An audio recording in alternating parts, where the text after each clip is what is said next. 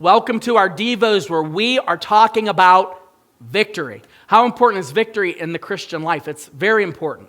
But what's most important about victory isn't the fact that we're striving for it, no, but the fact that we are operating under the principle that we already have the victory in Jesus. And because of that, when things don't go well, like we talked about trials a couple weeks ago, when things come our way that we're not expecting, we have the unbelievable opportunity to do something unique because of our victory. And that is, we have the opportunity to look to future joy, to endure present pain.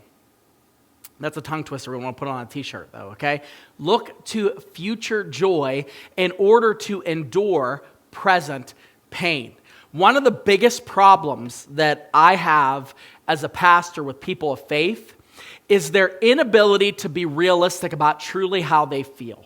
We kind of put this fake facade up about how we are, how things are going, problems we're having. We kind of have to say the right things. We have to say the right vocabulary.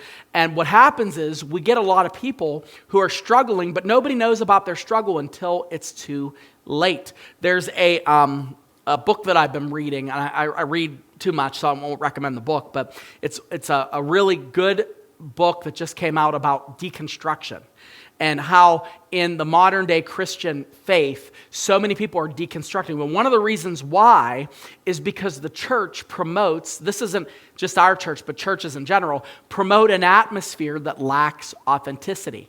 Meaning, if somebody doesn't understand, like, well, did God really create the earth? And what about human sexuality? And, how does that work with the culture? And what about the political situation in our country? Like, because we can't come in and have open discussions with each other in faith about things that are really bothering us, we have a plastic faith that breaks easily.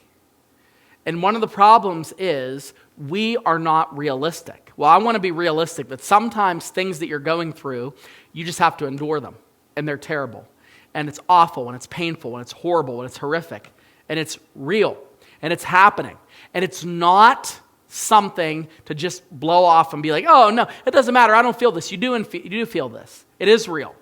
And so one of the things that we do, we don't say, well, I'm not really bothered by this. I'm not upset that I lost my spouse. I'm not upset that my child is going through this. I have faith. No. Having faith is, this is terrible right now. I hate this. I can't stand where I am.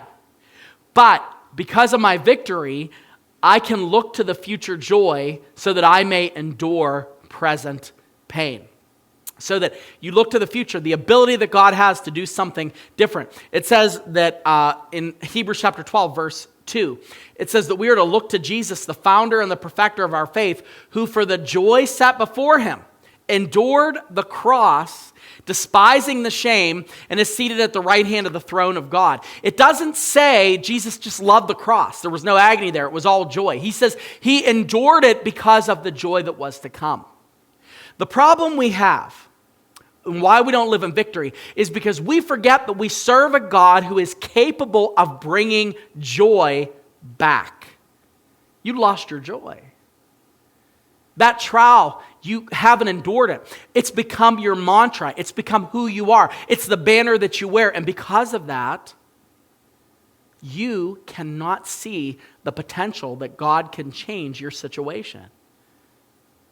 Victory enables us to borrow the future joy promised to us by God, to endure in this present moment. Jesus endured the cross. He endured the shame. He endured the pain so that he could experience the joy of being obedient to his Father, being accepted and loved by the plan that God the Father, God the Son, and God the Spirit came up with by taking part in that plan. He endured because of the joy set before him. You can too.